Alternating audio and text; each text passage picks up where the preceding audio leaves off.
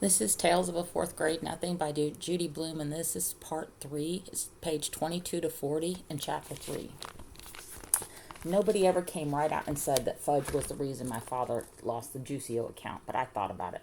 My father said he was glad to be rid of Mr. Yarby. Now he could spend more time on his other clients like the Tuttle Bike Company. My father was in charge of their new TV commercial. I thought maybe he would use me in it since I know how to stand on my head, but he said he wasn't planning on having any headstanders in the commercial. My grandma taught me to stand on my head when I spent the night at her house. I can stay up for as long as 3 minutes. I showed my mother, my father, and Fudge how I can do it right in the living room. They were all impressed, especially Fudge. He wanted to do it too, so I turned him upside down and tried to teach him, but he always tumbled over backwards. Right after I learned to stand on my head, Fudge stopped eating. He did it suddenly. One day he ate fine and the next day nothing. "No eat," he told my mother. She didn't pay too much attention to him until the third day. When he still refused to eat, she got upset. "You've got to eat, Fudgy," she said. "You want to grow up to be big and strong, don't you?" "No grow," Fudge said. That night, my mother told my father how worried she was about Fudge, so my father did tricks for him while my mother stood over his chair trying to get some food into his mouth, but nothing worked, not even juggling oranges. Finally, my mother got the brilliant idea of me standing on my head while she fed Fudge. I wasn't very excited about standing on my head in the kitchen. The floor is awfully hard in there, but my mother begged me. She said, "It's very important for Fudge to eat. Please help us, Peter." So I stood on my head, and when Fudge saw me upside down, he clapped his hands and laughed. When he laughs, he opens his mouth. That's when my mother stuffed some baked potato into it. By the next morning, I put my foot down. "No, I don't want to stand on my head in the kitchen or anywhere else," I said, "and if I don't hurry, I'll be late for school." "Don't you care if your brother starves?"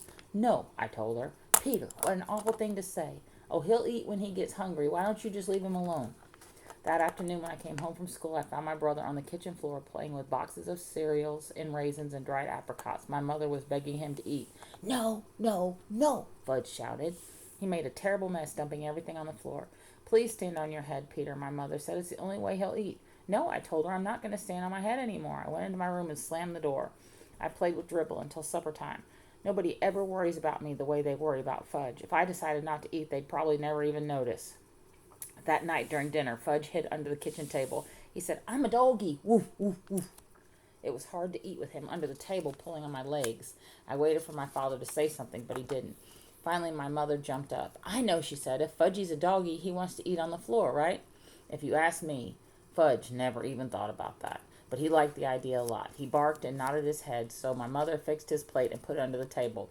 Then she reached down and petted him like he was a real dog. My father said, "Aren't we carrying this a little too far?" My mother didn't answer. Fudge ate 2 bites of dinner, and my mother was satisfied. After a week of having him eat under the table, I felt like we really did have a family dog. I thought how great it would be if we could trade Fudge for a nice Cocker Spaniel. That would solve all my problems. I'd walk him and feed him and play with him. He could even sleep on the edge of my bed at night. But of course, that was wishful thinking. My brother is here to stay, and there's nothing more I can do about it. Grandma came over with a million ideas about getting Fudge to eat. She tricked him by making milkshakes in the blender.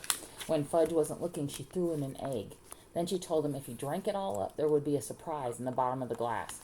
The first time he believed her. He finished his milkshake, but all he saw was an empty glass. There wasn't any surprise, and Fudge got so mad he threw the glass down. It smashed into little pieces, and after that, Grandma left. The next day, my mother dragged Fudge to Dr. Cohn's office. He told her to leave him alone, that Fudge would eat when he got hungry. I reminded my mother that I had told her the same thing, and for free. But I guess my mother didn't believe either one of us because she took Fudge to see 3 more doctors, and none of them could find a thing wrong with my brother. One doctor even suggested that my mother cook Fudge his favorite foods. So that night my mother broiled lamb chops just for Fudge. The rest of us ate stew. She served him the 2 little lamb chops on his plate under the table. Just the smell of them was enough to make my stomach growl. I thought it was mean of my mother to make them for Fudge and not for me. Fudge looked at his lamb chops for a few moments, and he pushed his plate away. "No," he said, "no chops." "Fudgy, you'll starve," my mother cried. "You must eat." "No chops. Cornflakes," Fudge said. "Want cornflakes." My mother ran to get the cereal for Fudge. "You can eat the chops if you want them, Peter," she told me. I reached down and helped myself to the lamb chops. My mother handed Fudge his bowl of cereal, but he didn't eat it. He sat at my feet and looked up at me. He watched me eat his chops. "Eat your cereal," my father said. "No, no, eat cereal," Fudge yelled. My father was really mad. His face turned bright red. He said, "Fudge, you will eat that cereal or you will wear it." This was turning out to be fun after all, I thought, and the lamb chops were really tasty. I dipped the bone in ketchup and chewed away. Fudge messed around with his cereal for a minute, then he looked at my father and said, "No, eat, no, eat, no, eat." My father wiped his mouth with his napkin, pushed back his chair, and got it from the table. He picked up the bowl of cereal in one hand and Fudge in the other. He carried them both into the bathroom. I went along, nibbling on a bone to see what was going to happen. My father stood Fudge in the tub and dumped the whole bowl of cereal right over his head. Fudge screamed. He sure can scream loud. My father motioned for me to go back to the kitchen and joined us for a moment. He joined us in a minute. We sat down and finished our dinner, and Fudge kept on screaming. My mother wanted to go to him, but my father told her to stay where she was. He'd had enough of Fudge's monkey business at meal times. I think my mother really was relieved that my father had taken over. For once, my brother got what he deserved, and I was glad. The next day, Fudge sat at the table again in his little red booster chair where he belongs. He ate everything my mother put in front of him. No more doggy, he told us. And for a long time after that, his favorite expression was "eat it or wear it." And I'm not stopping here. We live near Central Park on nice days. I like to play there after school. I'm allowed to walk over by myself as long as I'm going to be with friends. My mother doesn't want me hanging around the park alone. For one thing, Jimmy Fargo has been mugged 3 times. Twice for his bicycle and once for his money, only he didn't have any to give the muggers. I've never been mugged, but sooner or later I probably will be. My father's told me what to do, give the muggers whatever they want, and try not to get hit on the head. Sometimes after you're mugged, you get to go to the police headquarters and look at a bunch of pictures of crooks to see if you can recognize the guys that mugged you. I think it would be neat to look at all those pictures. It's not that I want to get mugged, because that could be really scary. I just think it's just that Jimmy Fargo's always talking about his visit to police headquarters. My father got mugged once in a subway by 2 girls and a guy. They took his wallet and his briefcase. He still travels around by subways, but my mother doesn't. She sticks to buses and taxis. Both my mother and my father are always warning me to never talk to strangers in the park, because a lot of weird people hang out there. We live on the west side of the park. If I want to get to the zoo and the pony carts, I have to walk all the way through the east side. Sometimes my mother walks across the park with Fudge. He likes the animals a lot, especially the monkeys. He also likes the helium-filled balloons, but as soon as my mother buys him one, he lets it go. I think he likes to see it float up in the sky. My mother says that's a waste of money, and she's not going to buy him any more balloons until he promises not to let go. On Sunday, the park is closed to traffic, and you can ride your bicycle all over without worrying about being run down by some crazy driver. Even Fudge can ride. He has a little blue tuttle bike, a present from my father's clients, and when he's riding, he makes motorcycle noises. Vroom, vroom, vroom, he yells. In the fall, the leaves turn darker and drop off the trees. Sometimes there are big leaf piles on the ground. It's fun to jump around in them. I never saw bright red, yellow, and orange leaves until the day my father took us for a drive in the country. The reason the leaves don't turn bright colors in New York is the air pollution, and that's too bad, because yellow and orange and red leaves really look neat. One nice sunny afternoon, I called for Jimmy Fargo and we went to the park. Jimmy is the only kid in my block who's in my class at school, unless you count Sheila, and I don't. She lives in my building on the 10th floor. Henry, the elevator operator, is always making jokes about me and Sheila. He thinks we like each other. The truth is, I can't stand her. She's a real know-it-all, but I've discovered that most girls are. The worst thing about Sheila is the way she's always trying to touch me, and when she does, she yells, "Peter's got the cooties! Peter's got the cooties!" I don't believe in cooties anymore. When I was in 2nd grade, I used to examine myself to see if I had them, but I never found any, and by 4th grade, most kids give up on cooties. But not Sheila. She's still going strong, so I have to keep a safe distance from her. My mother thinks Sheila is the greatest, and someday she's going to be a real beauty. Now that's the funniest, because Sheila looks a lot like the monkeys that Fudge is so crazy about. So maybe she'll look beautiful to some 8, but never to me. Me and Jimmy have this special group of rocks where we like to play when we're in the park. We play secret agent up there, and Jimmy can imitate all kinds of foreign accents, probably because his father's a part-time actor. When he's not acting, he teaches a class at City College. Today when we got to our rocks, who should be perched up there but Sheila? She was pretending to read a book, but I think she was just waiting for me and Jimmy to find out what we'd do when we found her on our own personal rocks. "Hey, Sheila," I said, "those are our rocks." "Says who?" she asked. "Come on, Sheila," Jimmy said, climbing up. "You know me and Peter hang out here." "Too bad for you," Sheila said. "Oh, Sheila," I shouted, "go and find yourself another rock." "I like this one," she said, as if she owned the park. "So why don't you two go find another rock?" Just then, who should come tearing down the path but Fudge? My mother was right behind him, hollering, "Fudgy, wait for Mommy." But when Fudge gets going, he doesn't wait for anybody. He was after some pigeons. "Birdie here, Birdie," he called. That brother of mine loves birds, but he can't get it through his head that the birds aren't about to let him catch them. "Hi, Mom," I said. My mother stopped running. "Peter, am I glad to see you. I can't keep up with Fudge." Mrs. Hatcher," Sheila called, scrambling down from the rock. "I'll watch Fudge for you. I'll take very good care of him. Can I, Mrs. Hatcher? Oh, please." Sheila jumped up and down and begged some more. Jimmy gave me an elbow in the ribs. He thought that my mother would let Sheila watch Fudge, and then we'd be rid of her. We'd be free to play secret agent, but Jimmy didn't know that my mother would never trust Sheila with her dear little boy. Fudgy, in the meantime, was screaming, "Come back, birdies! Come back to Fudgy!" My mother did a strange thing. She checked her watch and said, I do have to run back to the apartment. I forgot to turn the oven on. Do you really think you could keep an eye on Fudge for just 10 minutes? Of course I can, Mrs. Hatcher, Sheila said. I know all about babysitting for my sister. Sheila's sister Libby is in 7th grade. She's about as beautiful as Sheila. The only difference is she's bigger. My mother hesitated. "I don't know," she said. "I've never left Fudge before." She looked at me. "Peter, what? Will you help Sheila watch Fudge while I run home for a minute?" "Oh, Mom, do we have to?" "Please, Peter, I'll be right back. I'll feel better if all 3 of you are watching him." "What do you say?" I asked Jimmy. "Sure," he answered. "Why not?" "But I'm in charge of Fudgy, aren't I?" Sheila asked my mother. "Well, I guess so," my mother said to Sheila. "You probably do know more about babysitting. Why don't you all take Fudge over to the playground? Then I'll know where to find you." "Swell, Mrs. Hatcher," Sheila said. "Don't you worry. Fudgy will be just fine." My mother turned to Fudge. "Now you be a good boy for 10 minutes. Mommy will be right back, okay?" "Good boy," Fudge said. Good, good, good." As soon as my mother was gone, Fudge took off. "Can't catch me," he hollered. "Can't catch Fudgy." "Go get him, Sheila." I said. "You're in charge, remember?"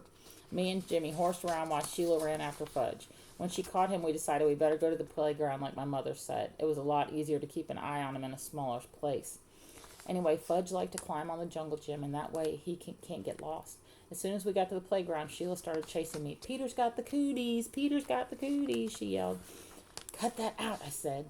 So she chased Jimmy. "Jimmy's got the cooties! Jimmy's got the cooties!" Me and Jimmy decided to fight back. So what if she's a girl? She started it.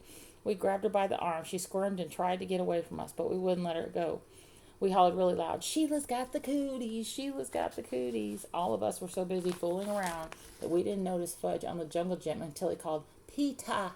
Peeta!" That's how he says my name. "What?" I asked. "See? See?" Fudge flapped his arms around. "Fudgy's a birdie! Fudgy's a birdie! Fly, birdie, fly!" That crazy kid, I thought, running to the jungle gym with Jimmy and Sheila right behind me. But it was too late. Fudge already found out he didn't have wings. He fell to the ground. He was screaming and crying, and his face was a mess of blood. I couldn't even tell where the blood was coming from at first. Then Jimmy handed me his handkerchief. I don't know how clean it was, but it was better than nothing. I mopped some blood off Fudge's face. Sheila cried. "It wasn't my fault. Honest, it wasn't." "Oh, shut up," I told her. "He's really a mess," Jimmy said, inspecting Fudgy, "and his teeth are gone, too." "What are you talking about?" I asked Jimmy. "Look at his mouth," Jimmy said. "Now while he's screaming, see, he's got a big space where he used to have his front teeth." "Oh, no," Sheila screamed. "He's right. Fudgy's teeth are gone." Fudge stopped crying for a moment. "All gone?" he asked. "Open your mouth wide," I said. He did, and I looked in. It was true. His top 2 front teeth were missing. "My mother's going to kill you, Sheila," I said. Was I glad I wasn't left in charge of my brother? Sheila cried louder. "But it was an accident. He did it himself." "You better find his teeth," I said. "Where should I look?" Sheila asked. "On the ground, stupid." Sheila crawled around looking for Fudge's teeth while I tried to clean him up some more. "See," Fudge said, showing me all his wounds. "Boo-boo here and here, more boo-boo here." His knees and elbows were all scraped up. "I'm going to get your mother," Jimmy hollered, running out of the playground. "Good idea," I called. "I just can't find them," Sheila said. "Well, keep looking." "Honestly, Peter, there aren't any teeth here." "All gone?" Fudge asked again. "Not all," he told him, "just 2. Fudge started to scream, "Want my teeth! Want my teeth!"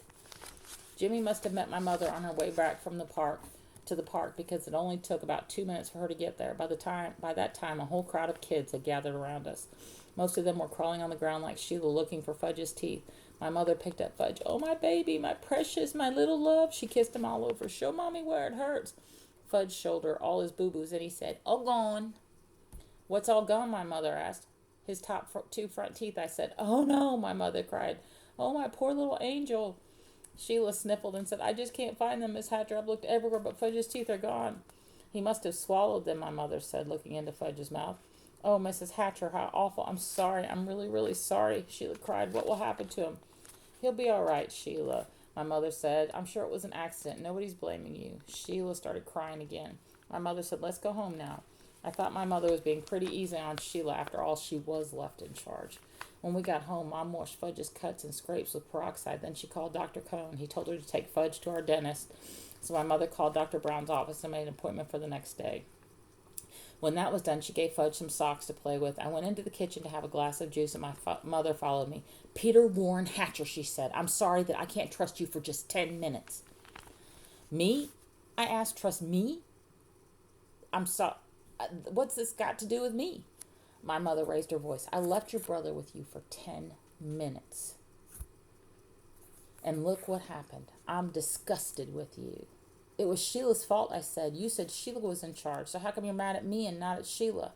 I just am, my mother shouted. I ran to my room and slammed the door. I watched Dribble walk around on his favorite rock. My mother's the meanest mother in the whole world, I told my turtle. She loves Fudge more than me. She doesn't even love me anymore. She doesn't even like me. Maybe I'm not her real son. Maybe somebody just left me in the basket on the doorstep. My real mother's probably a beautiful princess. I bet she'd like to have me around.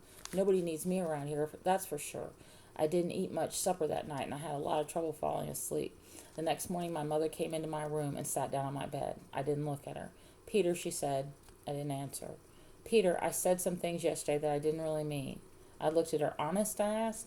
Yes, you see, I was very upset over Fudge's accident, and I had to blame somebody, so I picked on you. Yes, I said, you sure did.